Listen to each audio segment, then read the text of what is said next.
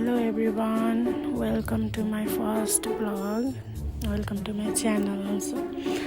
म चाहिँ आज फर्स्ट भ्लग बनाउँदैछु अनि म चाहिँ बारीमा लसुन अनि पासेको साग कतै कतै रायो पनि भन्नुहुन्छ अनि रायोको साग अनि सोपको साग सम्फुको साग पनि भन्छ अनि त्यो फलेको थियो अनि चाहिँ त्यो टिप्दैछु। किन टिपेको होला भन्दाखेरि चाहिँ आज म करेन्ट खान गइरहेको छु अनि करेन्ट चाउचाउ मलाई लसुनको पात अनि यो सागहरू मिसाएको एकदम मनपर्छ कि एकदम अनि चाहिँ त्यही भएर आज मिसाएर खाइहालौँ न त भने अनि त्यही 10 भिडियो नि बनाइहालौँ जस्तो भयो कि आज राम्रो भिडियो बनाएर हाल्छु जस्तो लाग्यो अनि चाहिँ भिडियो बनाउनुतिर लाग्यो। अनि चाहिँ हामीले सोपको साग लसुनको पात अनि रायो कि पासेको साग भन्छ त्यो पनि टिपेको छु अनि चाहिँ बारीमा डल्ले खुर्सानी नि फलेको थियो अनि 2टा जति डल्ले खुर्सानी टिपेँ हैन अनि त्यो टिपेर अब चाहिँ यिनीहरूलाई धुनमा राख्नेछु। धुनलाई रेडी गराएको छु।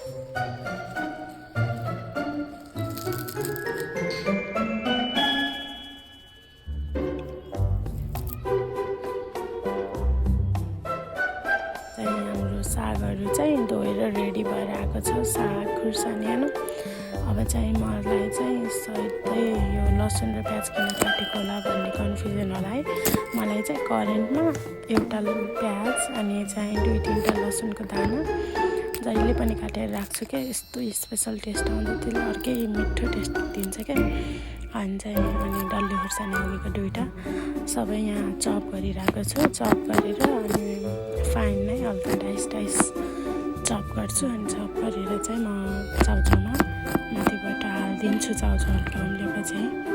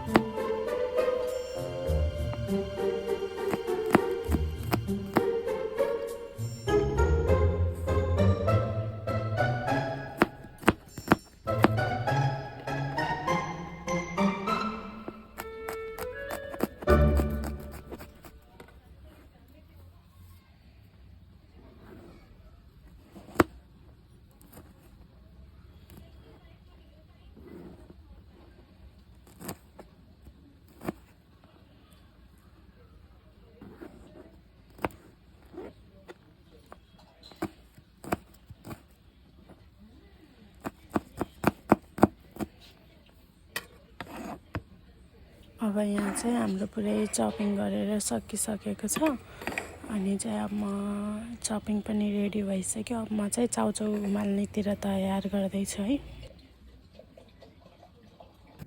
ल अब चाहिँ हामी टक्क ग्यासमा डेक्ची थियो कि डेक्ची बसाल्छु अनि चाहिँ 2 गिलास जति पानी 2टा चाउचाउ मसँग एउटा कुरिलोको फ्लेभरवाला वाइवाईको अनि एउटा फेरि करेन्टको भेजवाला। म भेज खान्छु कि अमिलो पनि हुन्छ त्यसमा मिठो लाग्छ अनि चाहिँ करेन्टको भेज चाउचाउ अनि र सागहरू अनि त्यो करेन्टको सिजनिङहरू हालिसकेको छु है। अनि त्यो झुक्केर सिङ्गे डल्ले खुर्सानी चाहिँ त्यो निकालेर आएको छु अनि यो वाइवाईको चाहिँ कुरिलो फ्लेभरको चाउचाउ त्यो मिक्स गरेर उमाल्ने है। एकछिन हामी यसलाई उमाल्न दिन्छौँ।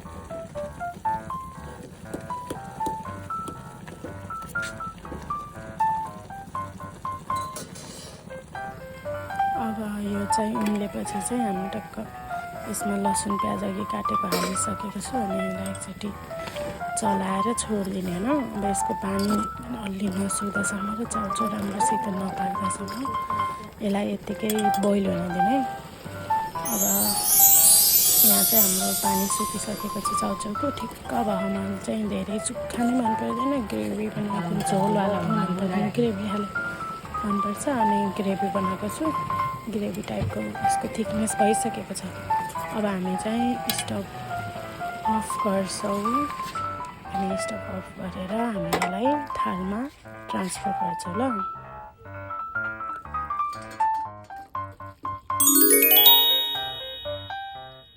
हालिसकेको छ न चाउचाउ अब यसमा चाहिँ म चाहिँ त्यो करेन्टको जुन तेल छ नि त्यो जमेको थियो कि अनि चाहिँ म चाहिँ त्यसरी चाउचाउमा राखिदिन्छु। तातो चाउचाउ पग्लिन्छ अनि त्यो निकाल्न सजिलो हुन्छ नि त तेल। अनि चाहिँ चाउचाउमा त्यसरी राखेर पगालिरहेको छु जमेको तेललाई। अब चाहिँ त्यसलाई फोडेर चाउचाउको सिजनिङहरू सबै हाल्छु है।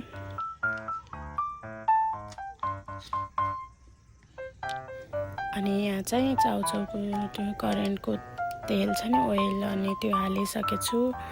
अनि त्यसपछि सुपको पाला हुन्छ। धेरैजसोले यो सुप अनि त्यो ओइलहरू चाहिँ सुरुमै हालिदिनुहुन्छ क्या। अनि चाहिँ त्यसको टेस्ट त्यस्तो मिठो आउँदैन कि सब पाकेर उडिसकेको हुन्छ।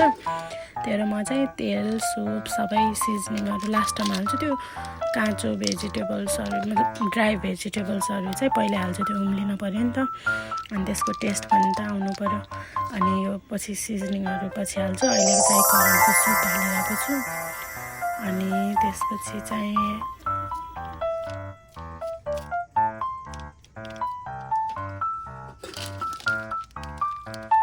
अहिले फेरि कुरिलो फ्लेभरको त्यो सुप सिजनिङ थियो वाइवाईको चाउचाउको, त्यो हाल्न लागिरहेको छु। अनि त्यो हाल्छु। अनि त्यो हालेपछि चाहिँ हामी यसलाई मिक्स गर्नेछौँ।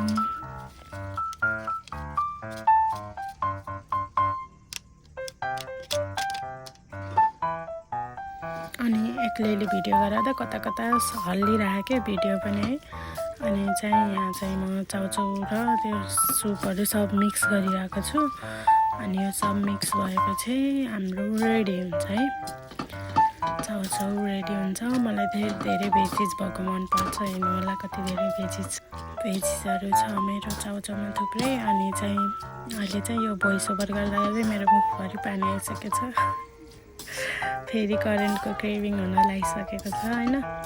अब यहाँ चाहिँ हाम्रो रेडी छ है बनेर मिक्स गरेर नि सक्यो ल। रेडी फाइनल प्रोडक्ट आयो ल। टक्क एउटा डल्ले खुर्सानीको टुक्रासँग म फेरि धेरै फाइन गर्दिनँ कि डल्ले खुर्सानी स्वाद आउँदैन। अनि चाहिँ यहाँ चाहिँ म टेस्ट गरिरहेको छु। Thank you for watching. So nice. फेरि नेक्स्ट भिडियोमा भेटौँला।